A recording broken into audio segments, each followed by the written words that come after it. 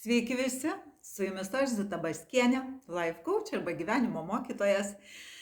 Šiandieną tam mažam langelį labai gražiai sninga ir šiandieną pagalvojau, kad savaitgaliui duosiu jums užuomeną apie dar vieną melą, kurį jūs turbūt kiekvienas jau pastebėjot savo gyvenime, mes jį atskleisim ir pažiūrėsim, kas ir kaip čia vyksta.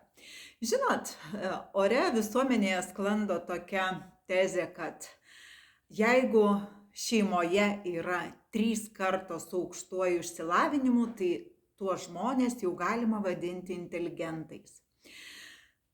Savo gyvenimo kelyje aš labai mačiau daug žmonių, kurių 3 kartos yra su aukštuoju išsilavinimu. Bet jie galėjo sėdėti priešais tave prie stalo ir kosėti neužsidengę burnos. Jie galėjo savo privačiam name surengti vakarėlį ir mėgautis, kai kaimynai nepatenkinti, nes jie tai gali daryti. Tai buvo žmonės, kurie darė tokius dalykus, kurie inteligentui mano suvokimo prasme niekaip netitiko to statuso.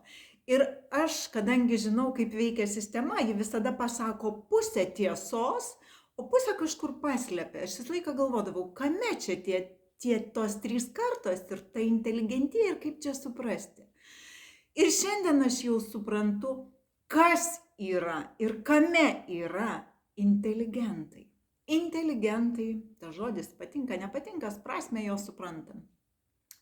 Tai yra tie žmonės, kurių 3 kartos turi ryšį.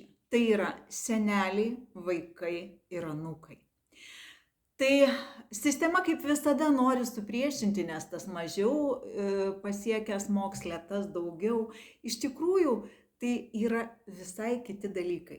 Kai mane gerbia ir myli mano vaikai ir aš juos gerbiu ir myliu, kai mano anūkai myli savo tėvus ir bendraujam visi rate. Tai nereiškia, kad mes visi kartu gyvenam, vieni kitų lūkesčius atitinkam, tai reiškia, kad mes vieni kitus gerbiam ir saugom ir vertinam.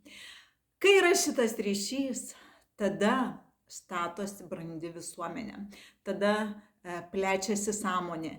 Ir kaip bebūtų keista, būtent tada vaikai, anūkai siekia visko patys ir eina į išsilavinimą tokį, kokio jiems reikia. Tai jeigu jūs turėsit tik išsilavinimą, tai jokios valstybės ir jokio pasaulio geresnio mes niekada nepastatysim.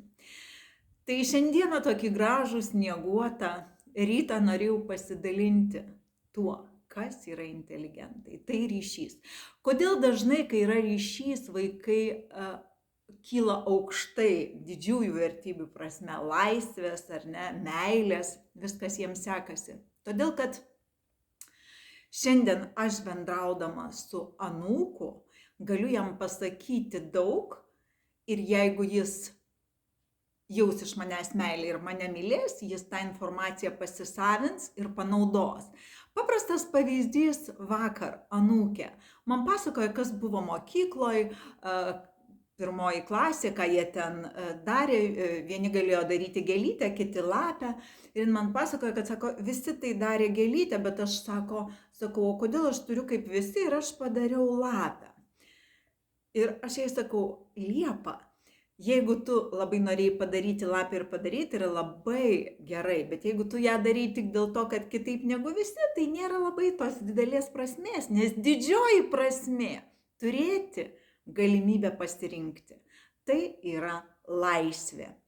Ji taip pažiūrėjo, nieko labai nepasakė, nuėjo į kitą temą, bet žinokit, kad tokiais atvejais viskas užsirašo toje galvelėje ir kad ir po 10 metų ateis situacija, kurioje ji turės pasirinkimą laisvę ir prisitaikymas, pasąmonė atkels šitą informaciją ir ji pasirinks teisingai.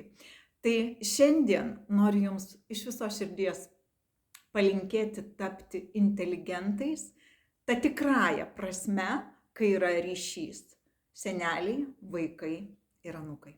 Ačiū jums.